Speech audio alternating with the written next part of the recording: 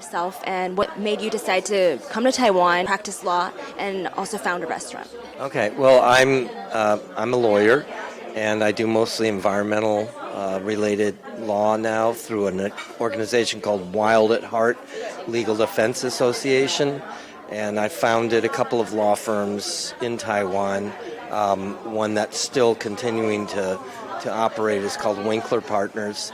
I came here originally in 1977 after having graduated from university in sinology, Asian studies, and with a focus on China and Chinese language, culture, and so forth. So at that time, Taiwan was the place to come for advanced studies. So I came here, really liked the place, and I kept coming back, and finally I graduated from law school in 82, 83, I can't remember, but I then came back and have been in Taiwan ever since. Yeah. What environmental issues are you most passionate about?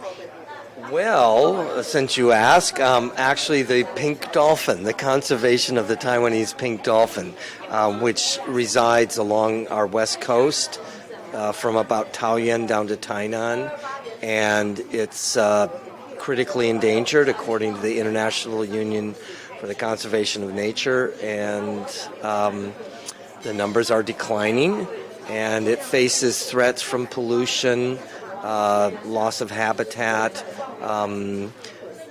fishing entanglement, fish net entanglement, and so forth. So the west coast of Taiwan, as your listeners, viewers may know, is very heavily populated, intensely populated, and very heavily industrialized. So the dolphins they're an inshore animal. They stay close to the shore, and they're competing with humans for space. You also founded an organization for that, a nonprofit. Is that correct?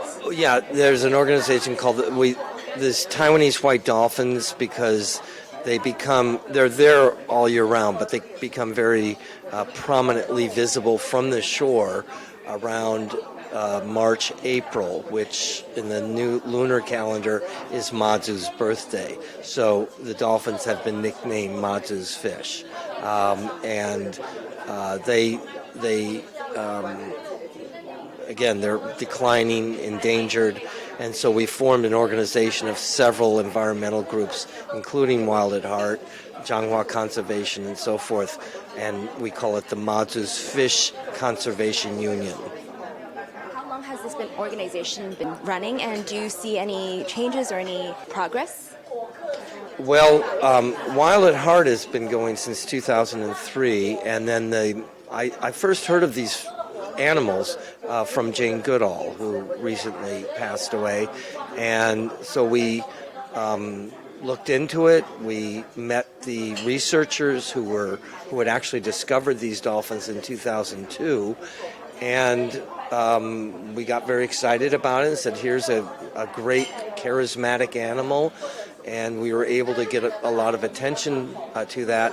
Initially, the government actually denied their existence, and they brought in their experts and said, oh, they're only there for a little bit of the year, and they go back to China, or they go here or somewhere else, and so it's been a process of education. We have an ecology center in Lugang, which is right kind of in the middle of the dolphin habitat, and we do a lot of outreach, go to schools, give talks, and so forth.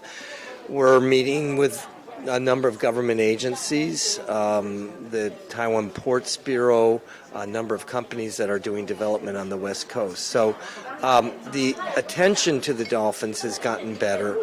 Unfortunately, the numbers are declining. Yeah. In terms of you founding this restaurant, does it have anything to do with your passion for it? We had a colleague who was very interested in land issues and small farmers.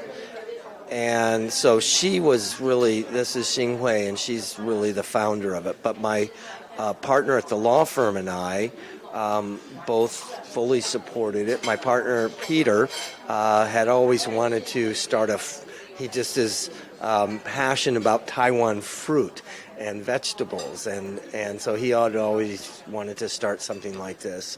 And we'd been talking about a restaurant for a long time.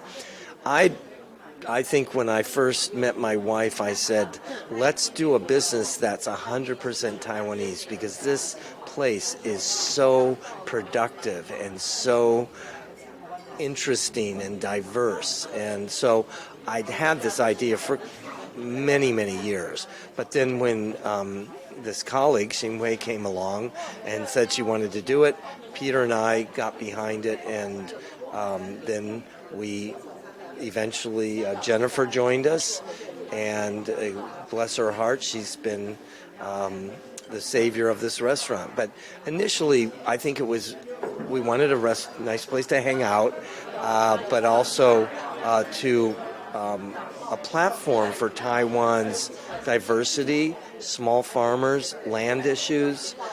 So it was meant to be sort of an activist restaurant. It's changed a little bit since then. What kind of issues did you hope to solve or kind of bring to light through this restaurant? Well, initially, I think Xinhui was very interested in the GMO, the genetically modified organisms, and so it was a platform for that. Jennifer is quite close with the Social Democratic Party, and so she hosted a lot of functions for them and to help their support. The restaurant was open during the Occupy movement and the sunflower movement in Taiwan, and we gave away a lot of meals during that time. And I think really we wanted to highlight the plight of the small farmer in Taiwan, and how Taiwan has a lot to offer other than semiconductor chips. How do you source the food here, and what makes this restaurant stand out? Okay, initially that was the idea, is we would be an outlet. Farmers give us something today. What do they give us? That's what's going to be on the menu. It's changed somewhat from that. That's a very idealistic approach, and I think it still is feasible, but you need to have a pretty solid backing in order to do something like that. So what do you think is the hardest part of what you do in Taiwan as an activist and as a lawyer? The hardest part of what I do is persuading people to join us or to support us. But that's also part of the joy of it, because it's a never-ending mission, and we feel needed, and I believe that people need nothing more than to be needed. I think that there's a really major demand for environmental and social justice around the world, and Taiwan's no exception. 2026, are there any new projects or new goals that you're hoping to achieve in the next few years? Well, we're working a lot on natural gas projects and energy-related, solar energy and wind energy, because their siting is often not ideal. So those will definitely continue. New projects, my own interest is really in social enterprises, and I think that the environmental and social justice movement needs to find a way to fund itself other than through donations or accepting projects from government agencies. So that's probably my priority right now. And we're looking at another restaurant. We're looking at a clothing business. We're looking at, we're recently working with a professor of entomology who lives in Elon, he goes by Dr. Stone, and his place is called Stonebow, Dragonfly Retreat, and he's raising black soldier flies to process kitchen waste, and it creates great fertilizer and chicken feed at the same time. So we would like to do something that can generate some income from that. Other than that, I probably my main interest is monitoring outsourcing. As I'm sure everyone knows, almost everything is outsourced these days. And I think that the government is frequently understaffed. They'll say underpaid, and they're just stretched so far. So I think that there's quite a space for the private sector to basically help the government in monitoring everything from building a road to energy is becoming privatized.